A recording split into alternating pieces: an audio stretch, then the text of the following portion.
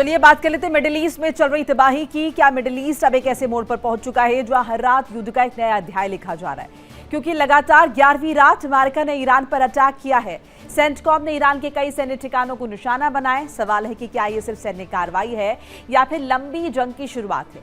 एक तरफ अमेरिका कह रहा है कि उसका निशाना सिर्फ सैन्य ठिकाने हैं, दूसरी तरफ ईरान लगातार जवाबी कार्रवाई और पलटवार की चेतावनी दे रहा है। हर नई रात के साथ मिसाइल्स, ड्रोन, धमाकों की आवाज बढ़ती जा रही है। इन सब के बीच सवाल यह है कि 11 रातों से आखिर जारी हमलों का मकसद क्या है। क्या ईरान पर रणनीतिक दबाव बनाकर झुकाने की कोशिश अमेरिका कर रहा है? सेंटकॉम ने ईरानी सैन्य ठिकानों को निशाना बनाया। कमर्शियल जहाजों पर हमले के जवाब में कार्रवाई। तमाम मेहमान हमारे साथ लगातार बने हुए हैं। देवनाथ जी, किस तरीके से देखें, अब ये हमले रुकेंगे या फिर इन हमलों को जब तक ये रुकेंगे कोई नया ट्रिगर पॉइंट आएगा? क्या कोई नई बात निकलकर सामने आएगी या फिर ये जब तक बातचीत चलेगी इस तरह के अटैक्स लगातार जारी रहेंगे? मोनिका जी, हो ये रहा है कि अब अमेरिका के पास यानी डोनाल्ड ट्रंप के पास कोई स्ट्रेटेजी बची ही नहीं हुई है। उनको समझ नहीं आ रहा कि इस युद्ध को उन्होंने क्यों चालू किया।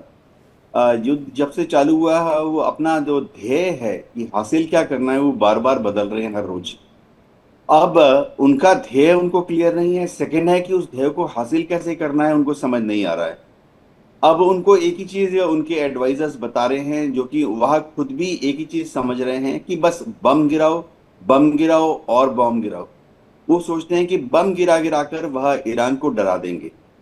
ठीक है, ईरान डर रहा है या नहीं वो अलग बात है, ईरान सही है या गलत है वो अलग बात है, लेकिन मिलिट्री आकलन ये है, मिलिट्री साइकोलॉजिस्ट का ये आकलन है कि ईरान फिलहाल अमेरिका के बम से डरकर घुटने पर नहीं आ रहा है। ये है पूरी बात। तो अमेरिका के पास और क्या चारा है? कोई चारा नहीं है।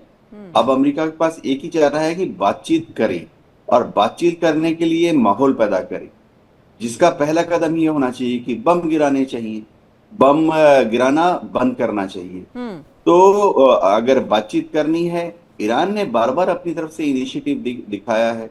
ईरान की टीम अभी पाकिस्तान में भी गई हुई है। पाकिस्तान की टीम पिछले हफ्ते ईरान में गई थी जी। तो ईरान जानता है कि बातचीत करनी पड़ेगी। आफ्टर ऑल ईरान तो मिलिट्री पावर नहीं है अमेरिका के सामने।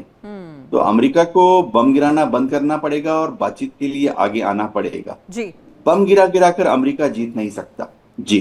बिल्कुल डॉक्टर सिंह, इससे पहले जब अटैक्स हो रहे थे तो कम से कम एक कंडीशन थी जिसमें ईरान ये कह रहा था कि अमेरिका नाकाबंदी हॉर्मुज स्ट्रेट से हटाए और अमेरिका ये कह रहा था कि भाई ईरान हॉर्मुज पर से दावा छोड़े।